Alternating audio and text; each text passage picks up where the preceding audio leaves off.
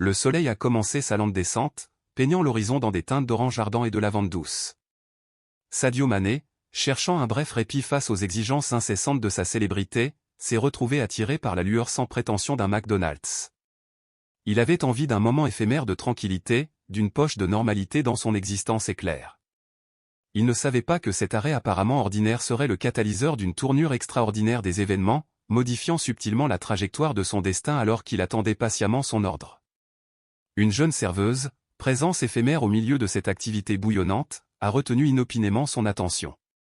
Ses yeux baissés et les larmes silencieuses qui parcouraient ses joues ne sont pas passés inaperçus auprès du footballeur empathique. Un profond sentiment de compassion s'éveilla en lui, un sentiment inébranlable qu'il était censé intervenir, lui offrir du réconfort, pour alléger d'une manière ou d'une autre son fardeau. La question était lourde en suspens, quelles circonstances imprévues se produiraient à la suite de cette rencontre fortuite? Plus tard dans la soirée, la grande salle de bal du palais des congrès de la ville vibrait d'une excitation feutrée. Un gala de charité, dédié au soutien des enfants vulnérables, avait attiré un vaste océan de visages inconnus, tous unis par un objectif philanthropique commun. À chaque pas mesuré, Sadio ressentait profondément la dichotomie profonde entre sa vie quotidienne, saturée d'appareils photo clignotants et de regards persistants, et le manteau d'anonymat qui l'enveloppait désormais alors qu'il naviguait parmi la foule de participants. Ses pensées dérivaient vers l'intérieur, contemplant les nuances complexes de son statut social élevé. Des images envahirent son esprit de ses modestes débuts au Sénégal, où il courait pieds nus avec un ballon de football dans les rues poussiéreuses de son quartier animé, mais souvent négligé. Ces souvenirs précieux contrastaient fortement avec sa réalité actuelle, où chaque action, chaque décision était méticuleusement examinée, disséquée et souvent soumise au jugement public. Au fur et à mesure que la soirée avançait, se frayant un chemin à travers le labyrinthe de salutations polies et de sourires superficiels, Sadio se retrouva à réfléchir à la transformation monumentale que sa vie avait subie. Même s'il appréciait profondément les opportunités sans précédent et l'adoration inébranlable qu'il recevait de la part de ses fans du monde entier, il ne pouvait ignorer le poids inhérent au fait d'être une personnalité publique de premier plan. L'immense responsabilité de servir de modèle, la pression constante pour maintenir des performances optimales et le délicat équilibre entre sa vie privée et ses engagements publics exigeants, tout cela a contribué à un fardeau important. Ce flux de conscience a évoqué une nostalgie poignante de la liberté sans entrave de son anonymat passé, mais il a également enflammé un sens renouvelé du but. Chaque sourire pratiqué et chaque poignée de main polie lors d'événements comme celui-ci n'étaient pas de simples gestes de courtoisie, mais des tremplins cruciaux dans sa mission personnelle visant à tirer parti de sa plateforme influente pour avoir un impact positif sur la vie des autres. Fort de cette prise de conscience, Sadio Mané a découvert une nouvelle réserve de résilience, réaffirmant que malgré les défis inhérents, sa position élevée lui donnait le pouvoir de faire une différence tangible dans le monde.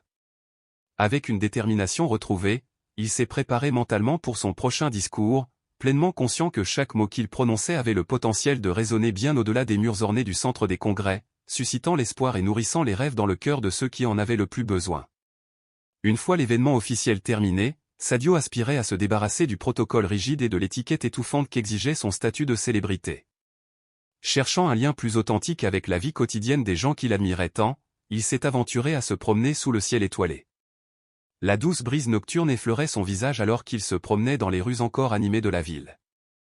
Cette promenade solitaire était une tentative délibérée de retrouver, même pour quelques instants précieux, le sentiment de normalité et d'intimité avec le monde qu'il avait connu avant l'avènement de la gloire. L'énergie vive de la ville le guida involontairement vers les arches dorées familières d'un McDonald's. Le carillon de la cloche d'entrée annonçait son arrivée, mais sa présence restait largement inaperçue au milieu de l'éclairage tamisé et du tourbillon constant d'activité. Il cherchait refuge dans l'anonymat, et quel meilleur endroit pour le trouver qu'un endroit où les gens se rassemblaient sans prétention, cherchant simplement un repas rapide et pratique? En s'approchant du comptoir, Sadio passa une commande simple, accepta son plateau et disparut discrètement dans la foule. Il choisit une table isolée et commença à savourer tranquillement son hamburger. Il a observé la diversité de l'humanité qui l'entourait, des familles absorbées par des conversations animées, de jeunes amis partageant des rires autour de blagues intérieures, des individus absorbés par les détails banals de leur vie. Chaque personne était absorbée dans son propre monde, une mosaïque complexe d'histoires quotidiennes se déroulant sans prêter attention aux célèbres footballeurs partageant leur espace. Sadio se délectait de ce sentiment de normalité, de sa capacité à être un simple spectateur plutôt que le centre perpétuel de l'attention. Ici, il n'était qu'un autre homme prenant un repas dans un espace commun, reconnecté à l'humanité dans son expression la plus pure et la plus simple. Ce moment de réflexion tranquille et d'observation discrète a offert à Sadio plus qu'une brève évasion des fardeaux de sa vie publique, cela lui a fourni une nouvelle perspective sur le monde qui l'entourait. Une fois son repas terminé, il quitta les lieux avec un sourire subtil, se sentant momentanément intégré au tissu social qu'il observait souvent de loin. Cette expérience a renforcé son appréciation pour ces moments d'anonymat volés au sein de la foule, un précieux rappel de la richesse et de l'authenticité de la vie au-delà de l'éclat aveuglant de la célébrité. Cependant, au milieu du murmure continu des conversations et des éclats de rire sporadiques qui imprégnaient le McDonald's, un son distinct transperça le bruit ambiant et capta l'attention inébranlable de Sadio. Il détecta un sanglot, doux et étouffé, presque noyé dans l'agitation ambiante, mais suffisamment discordant pour perturber l'atmosphère de contentement insouciant. Le son poignant a déclenché en lui une curiosité piquante, un contraste indéniable avec l'atmosphère générale d'indifférence désinvolte. Presque immédiatement, son regard se posa sur une silhouette derrière le comptoir, une jeune serveuse dont le nom, d'après l'étiquette ornant son uniforme, était Elena. Elena a tenté de cacher sa détresse évidente tout en continuant à exercer ses fonctions. Ses mains tremblaient légèrement lorsqu'elle rendait la monnaie au client, et un sourire forcé apparaissait sur son visage chaque fois que quelqu'un s'adressait à elle ou lorsqu'elle avait besoin de prendre une nouvelle commande. C'était un masque fragile de professionnalisme, qui tenait précairement, menaçant de se briser à tout moment.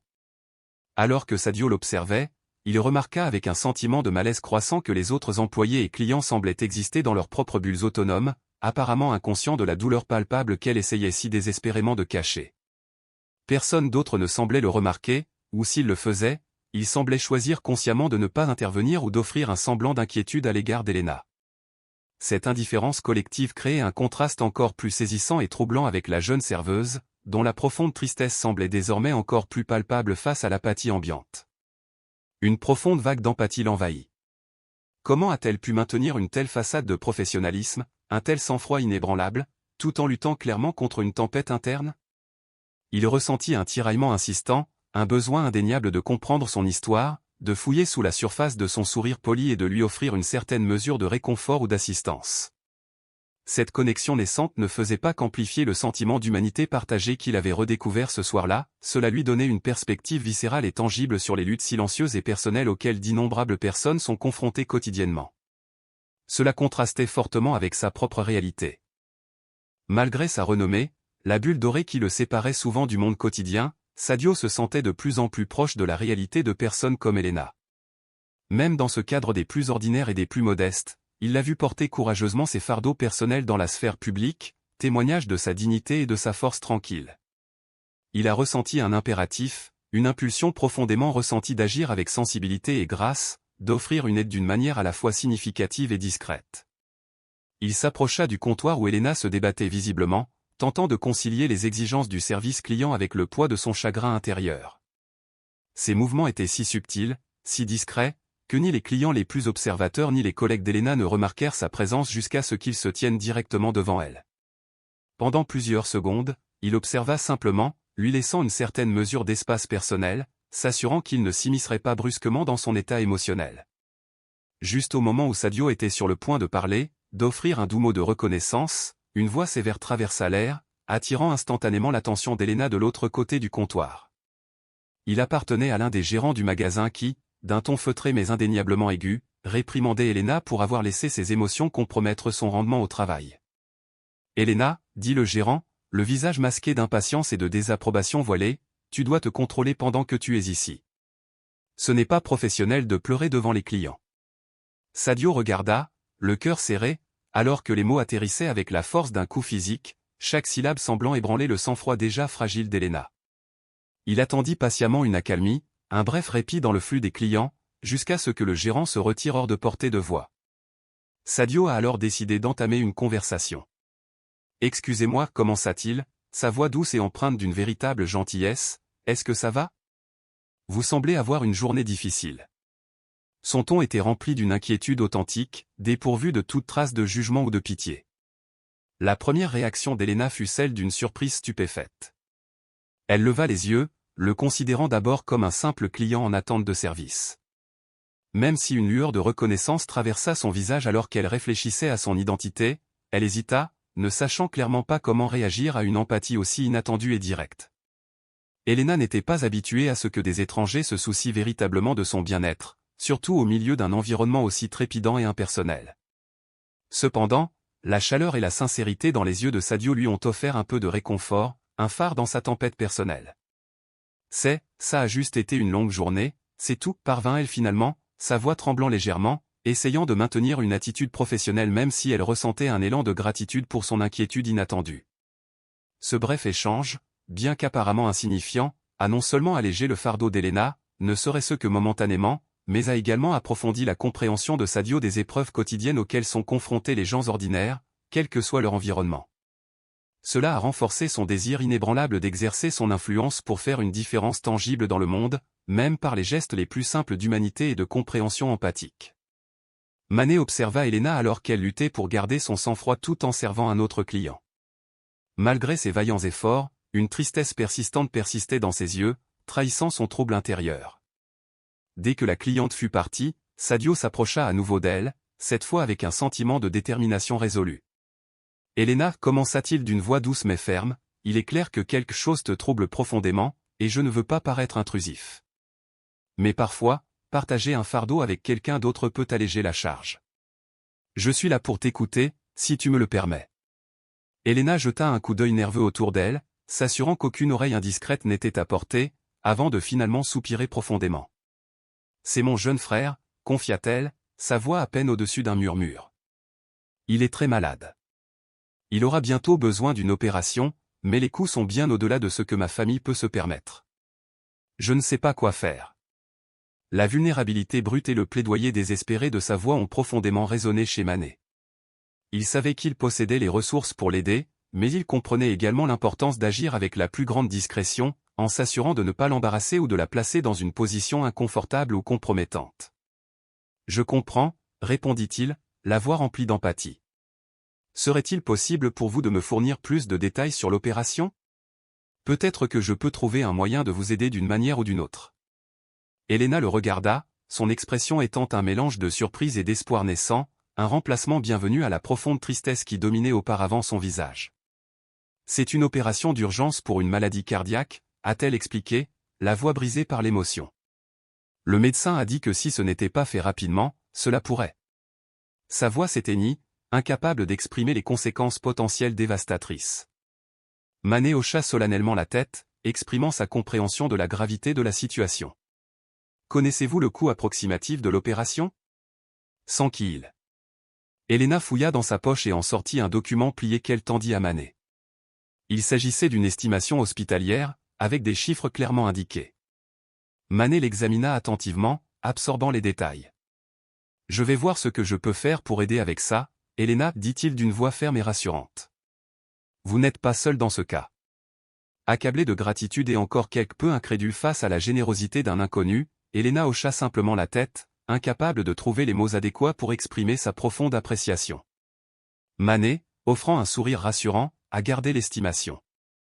Il réalise qu'il n'est plus simplement un observateur, un passant influencé par le hasard. Il avait désormais un objectif clair, une mission définie.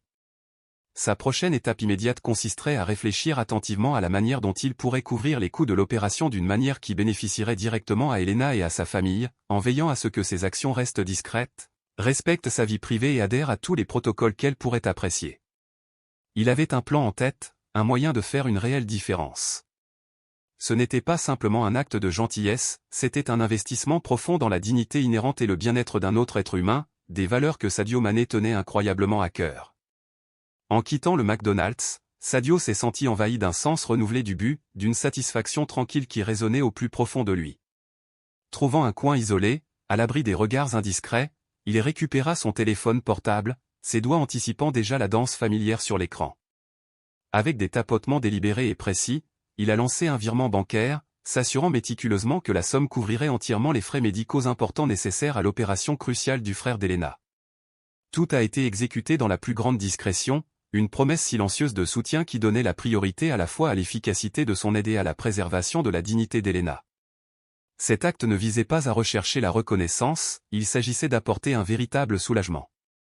Elena, toujours plongée dans son travail, sentit la subtile vibration de son téléphone dans la poche de son uniforme. D'une main hésitante, elle le récupéra, ses sourcils légèrement froncés alors qu'elle enregistrait la notification. Une somme d'argent étonnamment importante avait été déposée sur son compte bancaire. Au début, l'incrédulité se mêlait à une appréhension confuse, un sentiment de malaise face à l'ampleur de l'aubaine inattendue. Cependant, à mesure que le souvenir de sa précédente conversation avec Sadio refait surface, l'incrédulité commença à se dissoudre, remplacée par une immense vague de gratitude qui la submergea. Les larmes qu'elle avait lutté si durement pour retenir coulaient maintenant librement, mais c'étaient des larmes de profond soulagement et de sincère gratitude. Une fois son travail terminé, Elena a immédiatement contacté Sadio, poussée par un besoin urgent d'exprimer son immense appréciation. Elle le trouva toujours attardé près du magasin, ses yeux brillants de larmes retenues, un doux bourdonnement s'échappant de ses lèvres et un tremblement émotionnel vibrant dans sa voix. Elle a commencé à exprimer sa profonde gratitude, luttant pour trouver les mots pour exprimer adéquatement la profondeur de son appréciation. Mais Manet, d'un geste doux, interrompit gracieusement son effusion. Il a expliqué, sur un ton calme et rassurant, que la vie nous place souvent au bon endroit au bon moment, orchestrant des moments de connexion et d'opportunité. Aujourd'hui, j'étais ici pour une raison, et cette raison, c'était vous et votre frère, a-t-il déclaré avec une conviction inébranlable, partageant un aperçu de sa philosophie de vie profondément ancrée. Sa conviction était centrée sur l'idée que chaque petit acte de gentillesse, aussi insignifiant soit-il, contribuait à un bien collectif plus vaste et plus positif. Il a souligné qu'il avait simplement agi conformément à ce principe, guidé par un sentiment d'empathie et un désir de soulager les souffrances. Manet a fermement insisté pour qu'Elena ne se sente en aucune façon redevable envers lui. Il n'est pas nécessaire de me remercier. C'est un acte humain naturel, a-t-il déclaré doucement, soulignant qu'aider les autres faisait simplement partie intégrante de l'être humain. Nous sommes tous interconnectés, et ce que nous faisons pour élever les autres nous renforce et nous ennoblit finalement tous. Vous ne me devez rien, prenez simplement soin de votre frère, a-t-il conclu avec un sourire chaleureux et rassurant. Elena hocha la tête, le cœur rempli d'une profonde compréhension non seulement de l'ampleur de l'aide qu'elle avait reçue, mais aussi de l'esprit altruiste qui l'avait motivée. Avec un cœur visiblement plus léger et un sentiment d'espoir renouvelé, elle savait que ce moment resterait à jamais gravé dans sa mémoire. C'était une histoire éternelle d'une gentillesse inattendue, un rappel que de tels gestes continuent de prospérer même dans les coins les plus ordinaires du monde. À l'insu de Sadio Mané, la nuit où il a choisi d'agir si généreusement envers Elena, un autre récit a commencé à se dérouler, une histoire tissée sans qu'il en soit conscient. Bien que son objectif premier ait été de garder un geste discret et personnel, certains des clients présents au McDonald's ce soir-là n'ont pu s'empêcher de remarquer la véritable compassion dans son comportement. L'image d'un athlète de renom tendant une main sincère à un employé dans une période de besoin désespéré a rapidement attiré l'attention et l'admiration de ceux qui en ont été témoins. Les médias sociaux sont devenus le véhicule inattendu grâce auquel cette histoire a commencé à prendre sa propre vie, se propageant bien au-delà des limites du McDonald's. Un jeune homme présent ce soir-là a décidé de partager un message détaillé en ligne, exprimant sa profonde admiration pour ce dont il avait été témoin. Voir une véritable idole, Sadio Mané, tendre la main dans un pur acte d'humanité m'a rappelé que la vraie grandeur se révèle dans les actions, pas seulement dans les paroles, a-t-il écrit. La publication a rapidement gagné du terrain, accumulant des likes, des commentaires et des partages à un rythme étonnant, élargissant le récit bien au-delà des murs initiaux de l'establishment. Le lendemain, l'intérêt inévitable des médias locaux s'est réveillé. Un journaliste, après avoir suivi l'évolution de l'affaire sur les réseaux sociaux, a contacté McDonald's pour obtenir des détails supplémentaires et des vérifications. L'article qui en a résulté a été publié avec un titre qui soulignait non seulement l'altruisme inébranlable de Mané mais aussi sa remarquable humilité, star sur le terrain, héros au quotidien. Les répercussions de sa bonne action s'étaient propagées bien plus loin que Mané n'aurait jamais pu l'imaginer. Et même s'il éprouvait un profond sentiment de satisfaction d'avoir pu aider Elena et son frère, cette attention accrue le faisait réfléchir profondément alors qu'il était assis chez lui, parcourant paresseusement l'actualité numérique. Mané s'est rendu compte que malgré son véritable désir d'anonymat dans ses efforts caritatifs, le monde permet rarement à quelqu'un de sa stature de passer inaperçu. La renommée, il l'avait compris, apportait un niveau de visibilité qui n'était pas toujours facile à gérer. Il a réfléchi à la façon dont chaque action, chaque décision qu'il prenait pouvait potentiellement être amplifiée à une ampleur dépassant de loin l'acte lui-même. Même s'il ne recherchait pas la reconnaissance publique, les effets considérables de ses actions ont rappelé avec force l'immense influence qu'il possédait.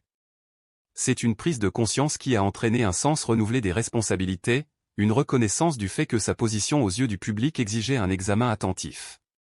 Malgré les complications que cela impliquait, il a toujours compris que sa capacité à avoir un impact positif sur la vie des autres était un cadeau précieux, qui devait être traité avec le plus grand soin et le plus grand respect. Au fond, il savait que quelle que soit l'attention qu'on lui accorderait, il continuerait à faire ce qu'il jugeait juste, guidé par ses valeurs inébranlables. Sadio Mané a commencé à connaître un changement significatif dans ses interactions quotidiennes avec les habitants de la ville à la suite de l'épisode largement médiatisé chez McDonald's, une histoire qui a rapidement circulé sur les réseaux sociaux et a été largement couverte par de nombreux médias. Un torrent de messages et d'appels a commencé à affluer. Des personnes de tous horizons l'ont félicité pour son remarquable acte de générosité envers Elena et sa famille, allant de textes profondément émouvants sur ses comptes de réseaux sociaux à des appels sincères de connaissances et de parfaits inconnus. Presque universellement, tout le monde lui a exprimé sa sincère admiration et sa gratitude. Mané a été pour le moins submergé par l'effusion de soutien et d'appréciation. Même s'il appréciait l'attention positive que son geste avait suscité, chaque message qu'il lisait lui faisait sourire, renforçant la connaissance que ses actions avaient eu un impact positif sur la communauté et favorisé un sentiment de solidarité et de soutien mutuel entre les résidents. Entendre des histoires personnelles sur la façon dont son seul acte avait inspiré les autres à accomplir leurs propres actes de gentillesse était quelque chose qu'il appréciait véritablement. Cependant, à côté de cette profonde satisfaction s'accompagnait un désir croissant, presque insistant, d'intimité. Le fait que son acte de compassion soit devenu largement répandu n'était pas quelque chose qu'il recherchait activement. Il avait agi uniquement en raison de sa nature compatissante profondément enracinée, et non par désir de reconnaissance ou d'acclamation du public. Cette nouvelle vague d'attention l'a amené à réfléchir profondément sur la façon dont même les actes les plus bien intentionnés pouvaient potentiellement conduire à une perte de l'anonymat, quelque chose qu'il appréciait grandement et qu'il avait activement essayé de préserver. La dualité de ses sentiments l'a conduit à une période de profonde introspection. Il appréciait sincèrement cette reconnaissance et savait qu'il avait fait quelque chose de bien, quelque chose de vraiment important, mais en même temps, il aspirait à ces jours plus simples où il pouvait agir sans que chacun de ses mouvements soit observé, scruté et analysé. Il s'agissait d'un dilemme complexe auquel il savait qu'il continuerait à être confronté tant qu'il resterait une figure éminente aux yeux du public.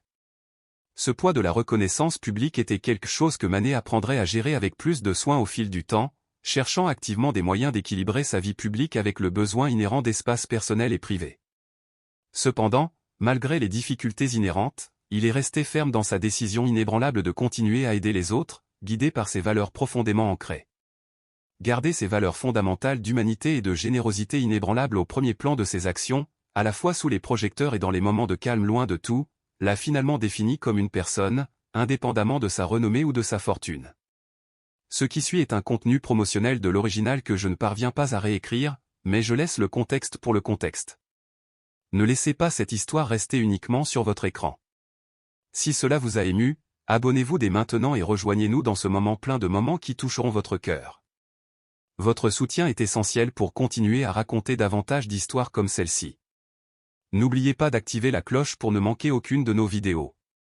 Que Dieu te bénisse. N'oubliez pas de vous abonner. Si cette histoire vous a ému, vous ne pouvez pas partir. Faire partie de notre famille. Rejoignez-nous pour continuer à découvrir des histoires plus impressionnantes. Cliquez sur le bouton d'abonnement maintenant et rejoignez-nous dans ce voyage plein d'émotions et d'amélioration. Que Dieu te bénisse.